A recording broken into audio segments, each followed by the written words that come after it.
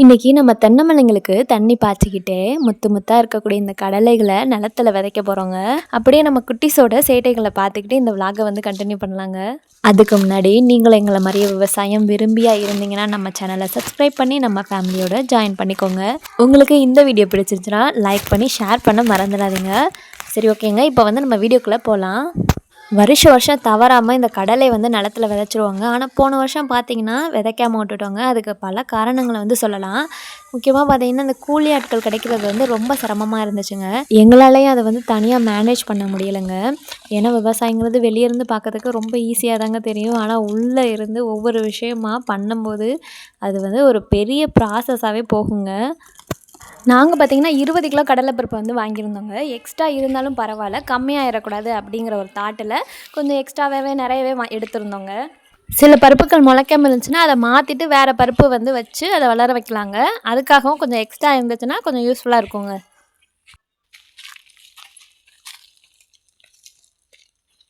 இப்போ நாங்கள் அதை எடுத்துகிட்டு தான் தோட்டத்துக்கு வந்து போயிட்டுருக்கோங்க. இந்த தோட்டத்தில் தான் விதைக்க போகிறோம். பாப்பாங்களும் சுத்தமாக சமாளிக்கவே முடியலைங்க வீட்டில். சரி, தோட்டத்துக்கு கூட்டி வந்தால் ஒரு சேஞ்சாக இருக்குமே அப்படின்ட்டு வந்து கூட்டிகிட்டு வந்துட்டோம். இப்போ தோட்டத்துக்கு போயிட்டு வந்து பார்க்கலாங்க. காலையில் 8 மணிக்கெலாம் வந்து ஆளுங்களை வர சொல்லிட்டோங்க. அவங்கள வந்து வந்துட்டாங்க. நாங்களும் வரதுக்கு கரெக்டாக இருந்துச்சுங்க. இப்போ வந்து நம்ம போயிட்டு வேலையை வந்து ஸ்டார்ட் பண்ண ஆரம்பிச்சிடலாங்க.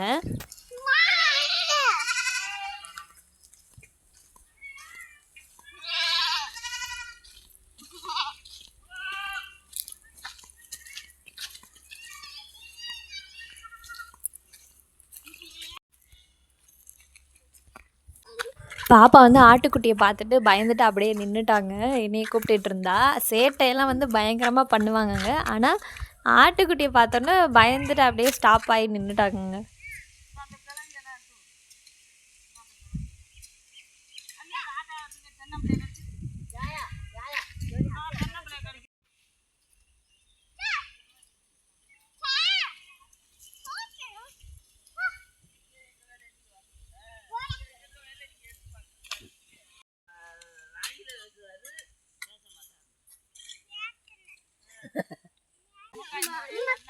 ஒரு சின்ன சின்ன பாக்ஸில் வந்து இந்த மாதிரி கடலை பருப்பை வந்து தனியாக எடுத்துக்கிட்டு இந்த மாதிரி கொத்தி ஒரு ஒரு பருப்புக்கும் ஒரு ஒரு கொத்து கொத்தி அதை வந்து விதைக்கிறாங்க. நாங்கள் பார்த்திங்கன்னா இந்த மெத்தடை வந்து ஃபாலோ பண்ணுறோங்க. இதுலேயே வந்து விதைக்கிறதுல நிறைய விதமான மெத்தட் வந்து இருக்குங்க. நம்ம எப்படி வேணால் வந்து விதைச்சிக்கலாம். கடலை விதைக்கும் போது மிஷின் வச்சு விதைக்கிறவங்களும் இருக்கிறாங்கங்க. மிஷின்லேயும் வந்து கடலை பருப்பை வந்து விதைக்கலாம். அது இன்னும் கொஞ்சம் பெரிய நிலமா இருந்துச்சுன்னா அதில் வந்து மிஷின் வந்து டேரெக்டாக யூஸ் பண்ணி விதைப்பாங்கங்க. கடலையெல்லாம் விதைச்சி முடிச்சுட்டாங்க. காலையில் 8 மணிக்கு வந்து 3 மணிக்கு வந்து முடிஞ்சிச்சுங்க. இந்த கடலை பருப்புலாம் பார்த்திங்க விதைச்சி முடிச்சுட்டு மிச்சமாக இருக்கக்கூடிய கடலை பருப்புங்க. கொஞ்சம் அதிகமாக இருந்துச்சு அப்படின்னா அதை கடையில் கொடுத்துருவாங்க மிச்சம் இருக்குது அப்படின்ட்டு. அதுலேருந்து கொஞ்சமாக எடுத்து வச்சுட்டு நம்ம ஏதாவது கன்று வந்து வளராமல் இருந்துச்சுன்னா அதுக்கு வந்து யூஸ் பண்ணிக்குவாங்க. இதில் பாருங்களேன், அந்த கடலைப்பருப்போட சைஸ் எவ்வளோ பெருசாக இருக்குது அப்படின்ட்டு. சூப்பராக நாங்கள் நினச்ச மாதிரியே வந்து நல்ல குவாலிட்டியான கடலைப்பருப்பு வந்து கொடுத்துருந்தாங்கங்க. பார்க்கலாம் கண்ணெல்லாம் வந்து எப்படி வருது அப்படின்ட்டு. இதுக்கு வந்து தண்ணி பாய்ச்சிறதாங்க ஒரு மெயினான விஷயம். கரெக்டாக நம்ம வந்து தண்ணி பாய்ச்சிட்டோம் அப்படின்னா கன்று நல்லாவே வளர்ந்து வருங்க. நல்லா செழிப்பாக வளர்ந்து வரும். அப்புறம் வந்து அப்பப்போ அதுக்கு வந்து அந்த உரத்தை வந்து கரெக்டாக கொடுத்துடணுங்க. கொடுத்துட்டோன்னா கன்று சூப்பராக வளர்ந்து வருங்க. கடலையெல்லாம் விதைச்சி முடிச்சுட்டு அப்புறம் இந்த தென்னம்பிள்ளைங்களுக்கெலாம் வந்து தண்ணி பாய்ச்சலாம் அப்படின்ட்டு மோட்டரை போட்டுட்டு தண்ணி பாய்ச்சிட்டு இருந்தோங்க. தண்ணி பாய்ச்சிட்டு இருக்கும்போதே இங்கே விழுந்திருக்கக்கூடிய அந்த தேங்காய் எல்லாத்தையும் ஒரு இடத்துல உருட்டி போட்டுட்டு இருந்தோங்க. ஏன்னா 3 மாதத்துக்கு ஒரு தடவை தான் தேங்காய் வெட்டத்துக்கு வந்து ஆளுங்க வருவாங்க. அதுக்கு முன்னாடியே வந்து சில தேங்காய்கள்லாம் விழ ஆரம்பிச்சிருங்க. அதை வந்து இந்த மாதிரி உருட்டி போட்டு அதை வீட்டுக்கு வந்து எடுத்துகிட்டு போயிடுவோங்க.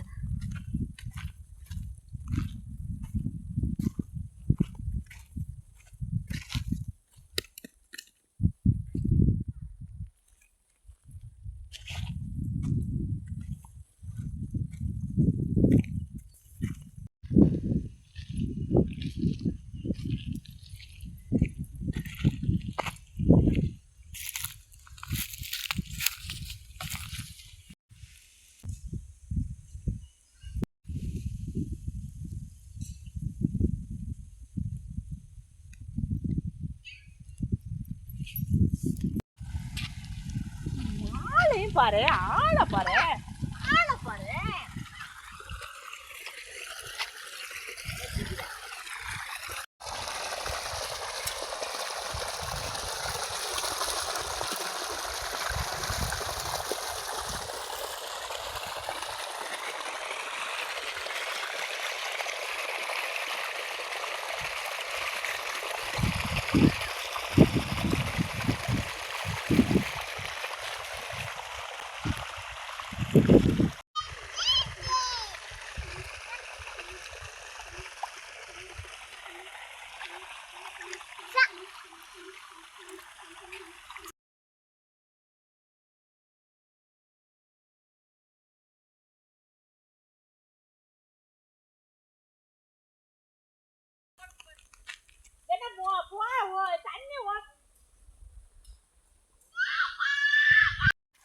கவர்மெண்ட்லேருந்து சொட்டு நீர் பாசனம் வந்து போட்டாங்க. பாதி மானியம், பாதி அமௌண்ட் வந்து நம்ம போட்டு பண்ணுற மாரி இருந்துச்சுங்க.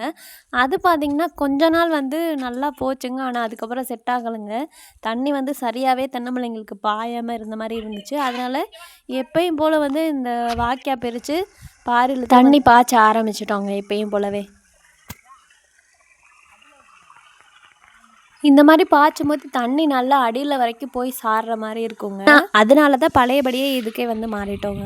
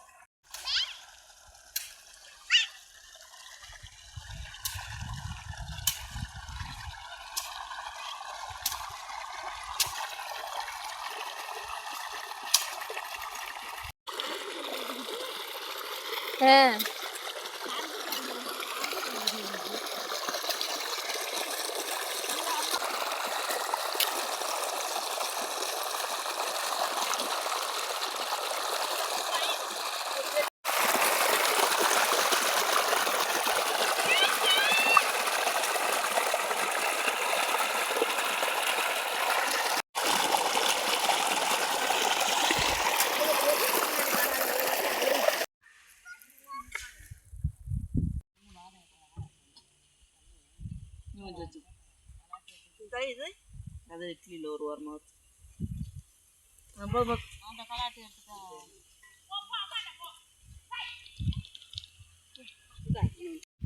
நாளை செஞ்சல எல்லாம் பள்ளிக்கூடம்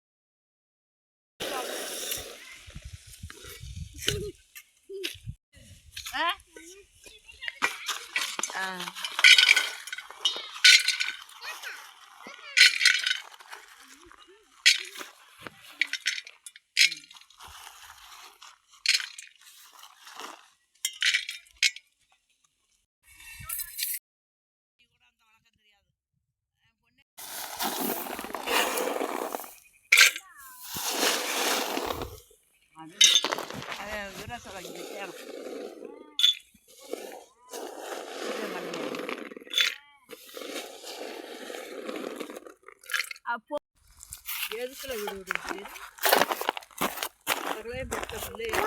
விடு